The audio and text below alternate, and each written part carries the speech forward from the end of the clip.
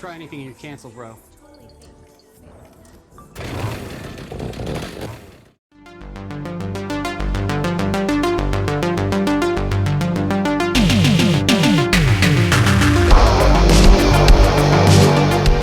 We are talking Texas Chainsaw Massacre, directed by David Blue Garcia. Now, when this came out on Netflix, there was a slew of reviews on YouTube. Every channel I practically subscribed to pumped out a review, from the smallest to the kind of the biggest kind of channels. So I thought I would sit on it for a few days. Otherwise, there's just so many here. And, you know, what can I add to the conversation, really? Because it seems everyone has obviously dipped their toe into this one. But here are my thoughts. And I'm coming at this from a horror fan, but I'm not a real big slasher fan, to be honest. So that's kind of where I am on these type of properties. Although I do like the original Texas Chainsaw Massacre movie quite a bit. I saw it at the cinema when it was kind of re-released for the first time, and it was fantastic. So, the 2022 movie is kind of taking a page from the playbook of the Halloween franchise, in respect that it's essentially a sequel to the original movie that ignores all of the other kind of entries that have come out after it. So very much like Halloween 2018 came out as a sequel to the original Halloween, ignoring all the kind of Halloween 2, etc. This is the same sort of thing. Even one step further than that, this one tries to almost have a Laurie Strode style kind of legacy character return as a kind of a badass kind of action heroine in the form of Sally, who was originally played by Marilyn Burns in the original movie, who sadly passed away. And she's kind of brought back as the survivor of the original movie, who went on in the story to kind of become a police officer and is wanting revenge on Leatherface. Now, the story is as follows, really. We have a group of millennials who have seemingly kind of bought out this small ghost town, who want to renovate it and turn it into a kind of hipster paradise, so to speak.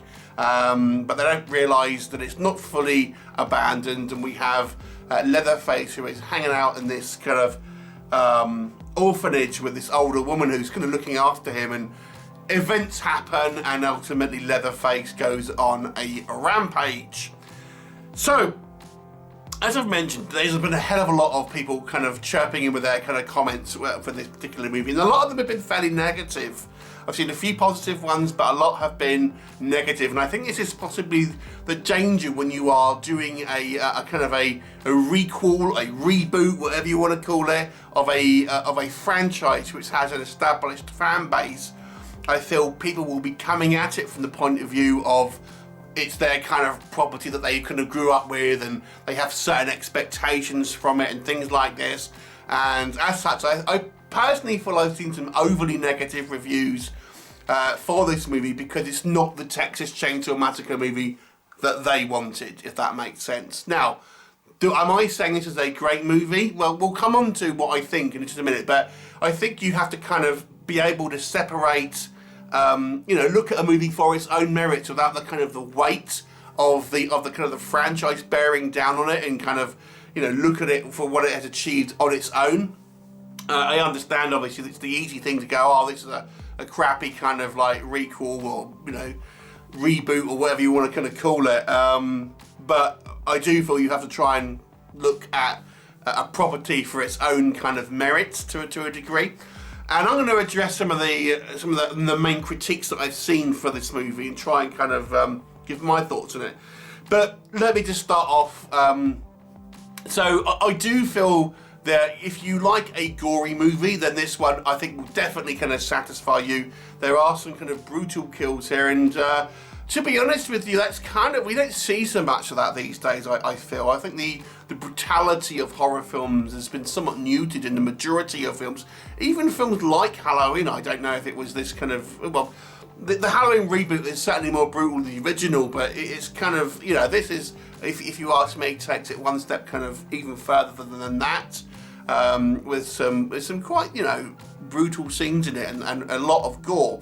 Now, some of these sort of sequences are enhanced by CGI, and it is somewhat apparent to see in certain circumstances, but some of them I think look absolutely fantastic and are very kind of well realised.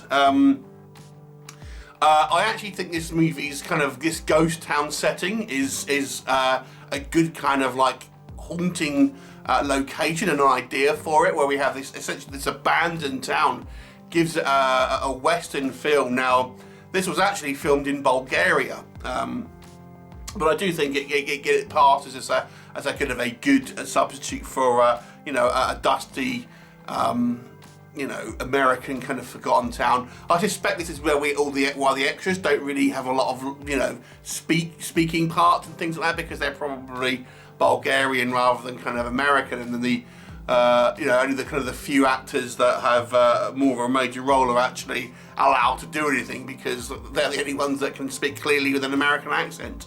The rest of them are probably just locals, I should imagine, so they don't want to, you know, give away the kind of the what they're up to.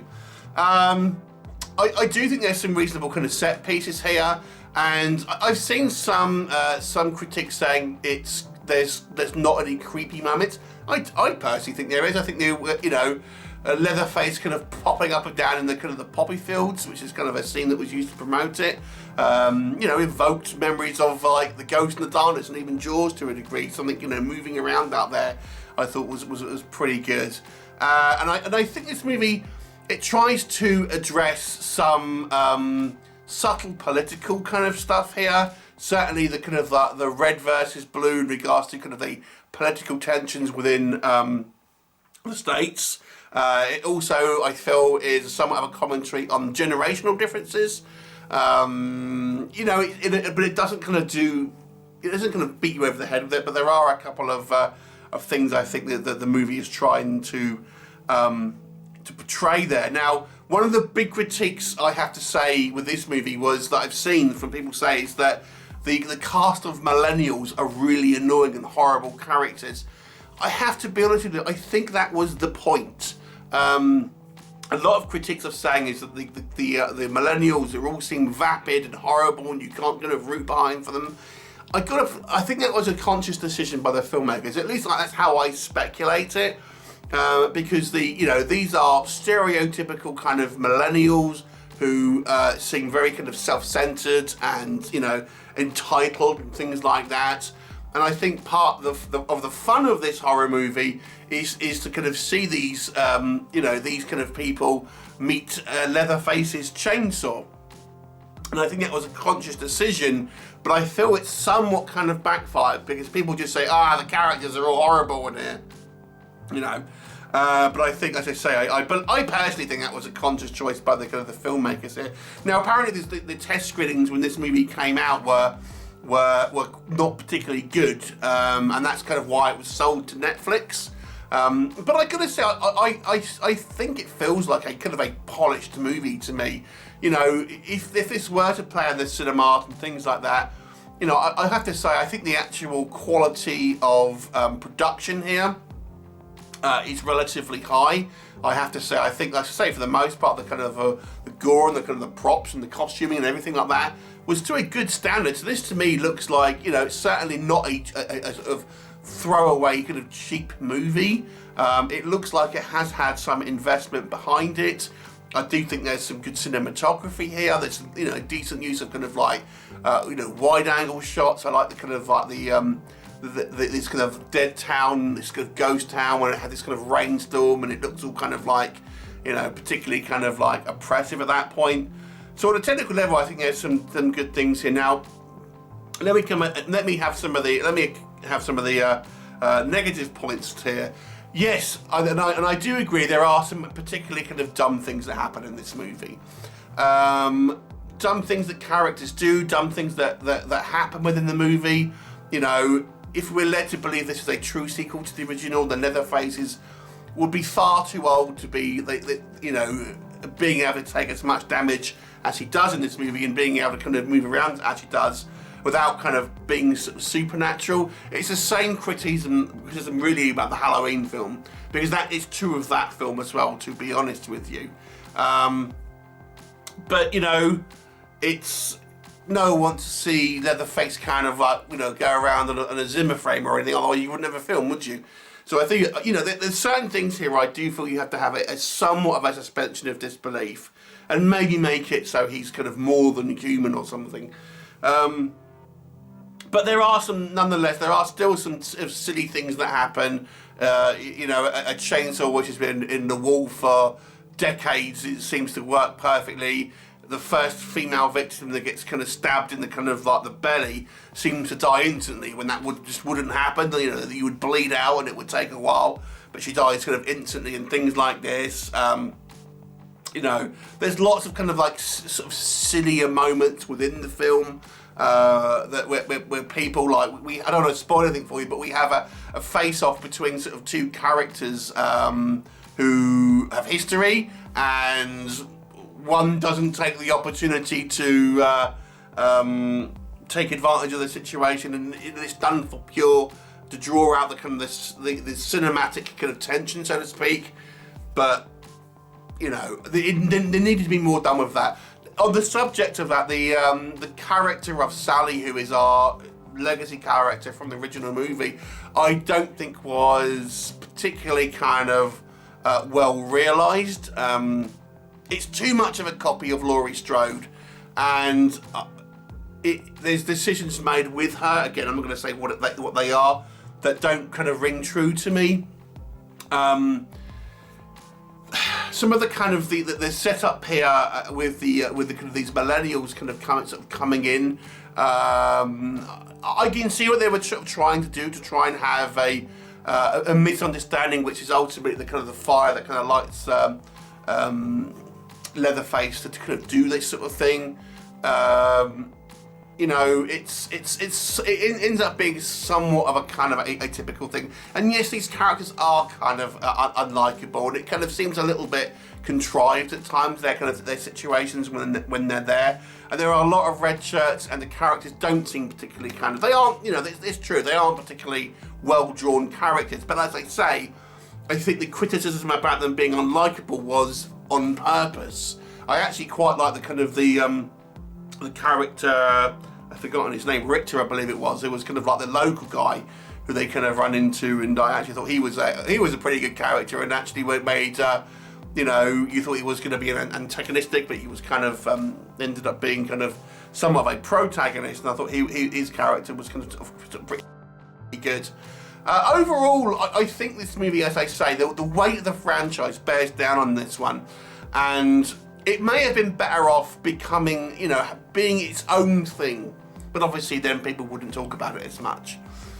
But I feel this movie would have been better received. It could have been exactly the same film, but not connected to the Texas Chainsaw Massacre, and I think people would like it more.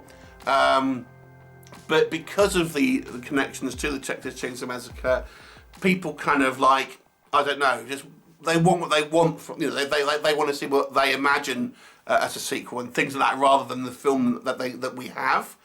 But yeah, I mean, I will say the original Texas Chainsaw Massacre, if you do compare it to that one, the original was largely bloodless, but it still managed to be one of the most tense films of its era. And that movie, you know, set the stage for many films, and obviously that's based on, you know, the real life serial killer of Ed Gein. And this movie doesn't have any of that kind of like that real like build up, if that makes sense, and kind of it does maybe a tad, but nowhere near that kind of the masterclass what I think with the original movie was in a film that was, you know, has this kind of fear that kind of builds up with, and it really not being all that kind of graphic on screen at the sort of same time. So this film feels a lot more modern, and then yes, you have the kind of the comedy elements that here, but I actually kind of, you know, it's silly, but I still kind of found it somewhat amusing, I have to say. I kind of like this movie as a kind of a throwaway, gory horror film. Yes, if you look, I don't think if you were to look at this movie, you could point holes at the script and stuff, but I don't think it's as bad as some people say. I actually think it's a passable horror film. I don't think it's going to be it's certainly not the greatest slasher film ever made, or even the greatest Texas Chainsaw Massacre. I really enjoyed the, even outside of the original, I quite enjoyed the remake, to be honest. But I think it's watchable. I think you can kind of enjoy it for some dumb fun. And yeah, it is a dumb movie, definitely. This movie, it clearly has just got conveniences and things just to kind of like, because that's what they want to do, and doesn't put a lot of thought into it. But I think you can still enjoy it for a silly kind of ride. I don't think it's bad. I don't necessarily think it's necessarily a good film. So I will kind of say this to me is kind of a bang on 5 out of 10 for me. Have you seen it? What did you think of it? Leave me a comment and I'll look forward to seeing you next time. Bye for now.